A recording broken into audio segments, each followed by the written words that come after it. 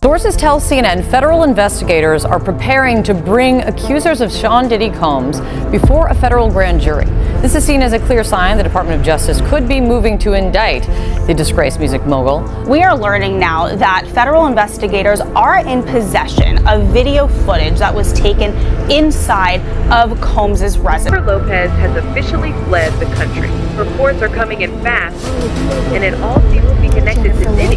Jennifer Lopez has officially fled the country.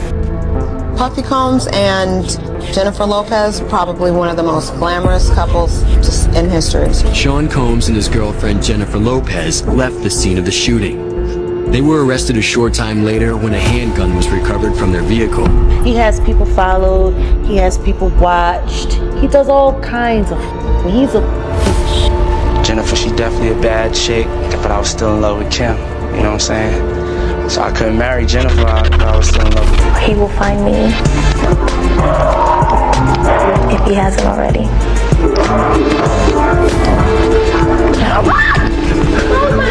Leaked footage of Jennifer Lopez and Diddy has set the internet abuzz, leaving fans in shock and sparking rumors. Reports suggest J.Lo is furious about the situation. Once Hollywood's ultimate power couple, their relationship was more than it seemed. Insiders claim Diddy had a controlling role, steering J.Lo's career and making key decisions behind the scenes. Around Diddy, did you ever see him put his hands on Jennifer Lopez? Well, he didn't do any violence to Mrs. J.Lo. That's why I didn't see any violence. It's a different breed, bruh. He wasn't going to risk himself like that. And plus, a lot of people didn't like him. J.Lo mother didn't like him. Benny Medina didn't like him. If he would have ever touched Miss Lopez in any kind of aggressive way, she would have said something. Man, listen to me. The whole Bronx would have been on Puff. It's a different class. He knew that she was an actress, she was a singer. He did put her on a pedestal, but he still was seeing Kim. So I don't think that she had those experiences. People only do what you let them do. If he would have did that to her, he would only had one time. You see, when he ran out the club and left her after that shooting at China, she didn't want to be with him up. He was larger than life, but at first I didn't like him at all. You know, I didn't. I thought he was like, you know, ick. I didn't like him because, you know, Sean and I were very different that way. You know, I was very like family oriented and a kind of a, you know, the married type. You know, I was actually, when we first worked together in the video, I was married, even though I was going through problems, nobody knew that, you know what I mean? And I wanted my family, and even though at that time it was not going well, you know what I mean? That was who I was, that's how I was raised. The two kept in touch over the next few years, and when Jennifer left her marriage, they became much more than just friends. Once I got to know him, and, you know, we became friends first, and then we developed this bond. We both understood where we were at that time in our lives, and we both knew nobody else understood exactly how we felt. So sitting there, being handcuffed to a bench, and, you know, I do remember feeling the comfort of someone caring about you enough that, you know, they just wanted to make it okay and couldn't believe that we were in this situation. And how did this happen? Always dressed to impress. MTV couldn't get enough of them. Remember TRL? Anywhere they went, paparazzi followed. This was a different time. Everyone wanted to know what they were going to wear. Puffy's white party, Loved Up, and everyone was like, OMG, they're so cute. Then December 1999, they go to a party in New York. There are pew-pews involved. They both get arrested. Later, J.Lo was off the hook. I vividly remember people were like, goodness gracious, poor J.Lo, she's with a bad boy, they should break up. But they didn't. They went to the Grammys together. She wore this Versace gown. Everyone lost their minds. They coordinated wearing matching white outfits at the MTV Video Music Awards. Then it came all crashing down. Valentine's Day 2001, they announced they broke up. 7 months later, she married Chris Judd. And then they divorced after 9 months. Diddy and Kim Porter reconciled, although maybe they were seeing each other in between, and who knows who else he was seeing. Jennifer Lopez and Diddy Combs weren't just Hollywood's it couple. They were also involved in a highly publicized court case after a tragic nightclub incident led to multiple deaths and injuries. The story made national headlines as the pair faced intense legal challenges and public scrutiny. making it one of the toughest periods in their careers. Of deliberations, the jury now appears to be focusing on the gun possession and bribery charges against Sean Puffy Combs. This afternoon, jurors sent the judge 2 notes, one of which asked for a transcript of a phone message Combs left Wardell Fenderson, once his driver, now the prosecution's star witness. The jurors also wanted to hear a readback of testimony relating to Combs' former girlfriend, actress-singer Jennifer Lopez, who was in the Navigator when it was stopped by police. An officer testified that everyone in the SUV was ordered to put their hands on the vehicle, but Lopez walked away, saying she was going home.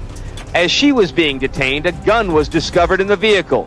At that point, a sergeant on the scene ordered everyone who was in the vehicle under arrest. This is someone who destroyed my life. Former rapper Moses Shine Barrow is speaking out in the wake of Sean Diddy Combs' arrest and federal indictment.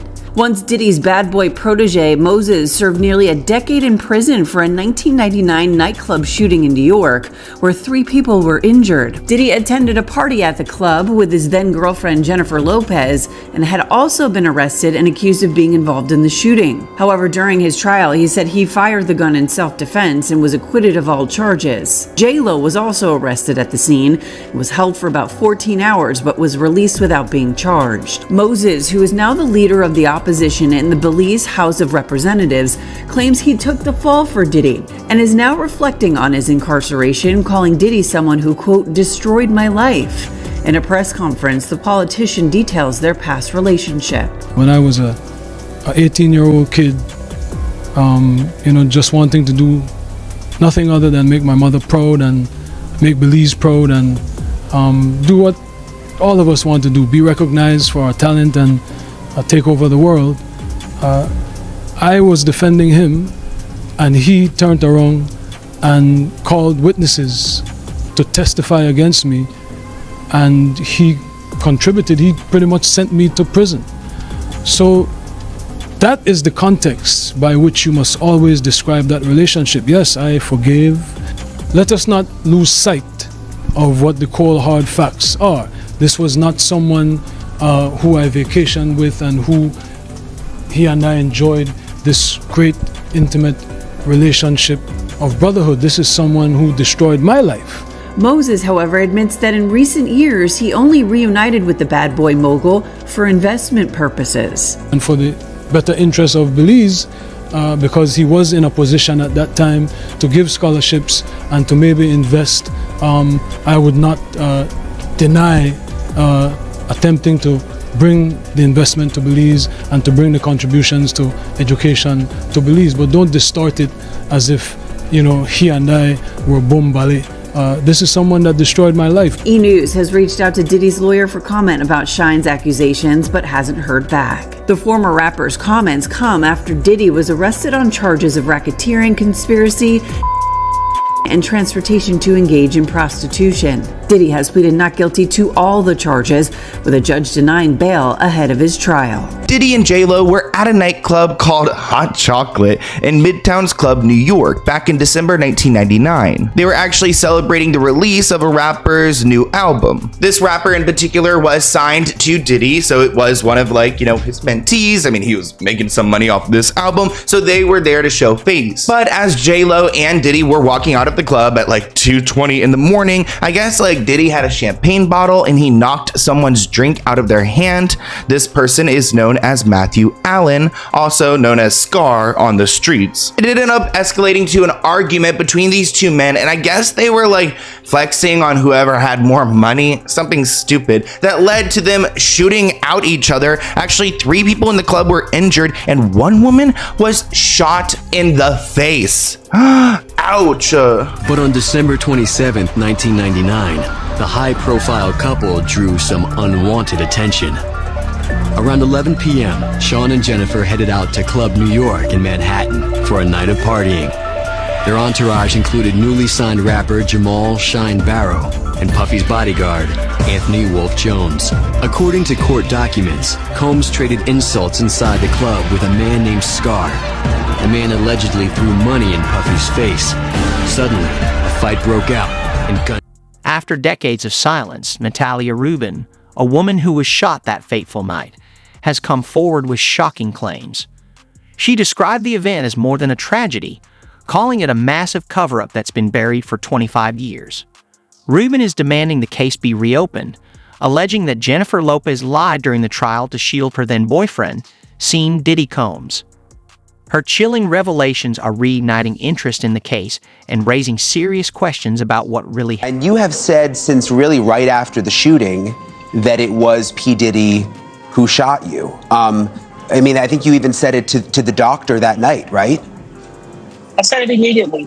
I literally watched them pull out the guns. I've had a clear point of view. I mean, for God's sake, I got shot in my nose. I was facing them directly. I watched everything occur and have described it, vehemently to all parties involved. I think in our society, we have respectability politics. There are people who want to be adjacent to power or celebrity or money, and there's a hierarchy of respectability. Because his name was more notable, he was believed rather than a victim who gave a first-hand account. By the grace of God, I survived. Yeah, and this was also a different time. I mean, things were very, very different in 1999. I mean, did you sense right from the beginning that no one believed you? Well, I don't think that was on my mind. I think first and foremost, I'm a mother. I'm a mother of 3. At the time, I was a mother of 2. And just surviving and getting home to my children was of the utmost importance to me. Being whole and being able to mother them. That was, primary on my list. I didn't have any reason to believe that to think that someone would not believe me. But as things unfolded, it was a very short period of time where I realized that's what in fact was happening. So, as I mentioned, Diddy has denied being the one who pulled the trigger. But this is interesting, Natanya. Rodney Jones, also known as Little Rod, is now suing Diddy for harassment. That's something that's been in the headlines for the last couple of days. And there's a very interesting quote from his lawsuit that relates back to you that I want to read because it sort of ties all of this together. And it says, Jones claims in the lawsuit, Mr. Combs shared that he was responsible for the shooting in the nightclub in New York City with rapper Shine. He shared that artist and Mr. Combs' girlfriend at the time, Jennifer Lopez, aka J-Lo, carried the gun into the club for him and passed him the gun after he got into an altercation with another individual. So now you have Little Rod in this new lawsuit saying that Diddy told him that he actually was responsible. I mean, what did you think when you read that? Well, I was incensed for a number of reasons. First and foremost, for the past quarter of a century, he's vehemently denied that he was responsible, even though I knew wholeheartedly, and as so many others who were in the club that night, we all knew he was responsible. A lot of people were afraid for their safety, justifiably so. I mean, the history that has occurred in the last 25 years proves that they were justified in being afraid. But I wasn't afraid. I wasn't afraid because I still bear I have 9 bullet fragments remaining in my face. So when I saw that count 128, that's actually count 128 of the lawsuit. When I saw that on a podcast that was analyzing all of the counts, I knew I had to speak. I had no intention of going viral. I was just getting it out of me. I have a mantra, having my say. There was a time a few years ago where I had a talk radio show called Having My Say. And that's very important to me. I believe everyone is entitled to have their say. Far too often we don't hear people or listen. And so I just wanted to get it out of me because it was like an audible, deep breath that I needed to take. And I made the TikTok video not expecting it to go viral. Went to pick up my daughter, came back home, and she's like, and I literally told her, I'm like, well, you're probably going to see it tomorrow. I made a video on TikTok. Maybe 100 people will see it. By the time we got home, she said, Mommy, it was 70,000 people. And I could not believe it. But it was time. It was time for me to speak. I'd stayed quiet for 25 years. It was my time to speak. We know what happened, and we hope, that it all turns out the way it's supposed to. You had to be disturbed by a report in the New York paper yesterday. Yeah. It said an eyewitness along 8th Avenue as your car drove by saw a female hand throwing a gun out of the car. Ridiculous. I don't even You're the want to only female in the car. You don't want to talk about Ridiculous. it? You very confident that Puffy will be found innocent in this trial? Yes, I will. You're going to testify? If they need me.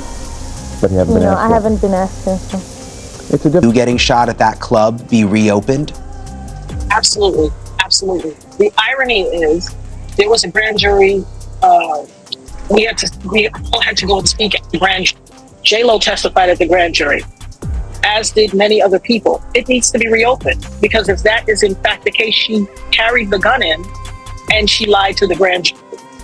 It needs to be reopened. My shooting, ironically, the night I went into the club, I had a comb in my pocketbook called a rat tail comb. People in the beauty industry or people that use that type of comb would be all too familiar. It's just a comb. It can't do anything to harm anyone. And I had the very security officer who lied during the trial, Sharice, I forget her last name, but she literally took it from me and kind of pushed me like, you can't take this in, this is a weapon, to let other people in with guns.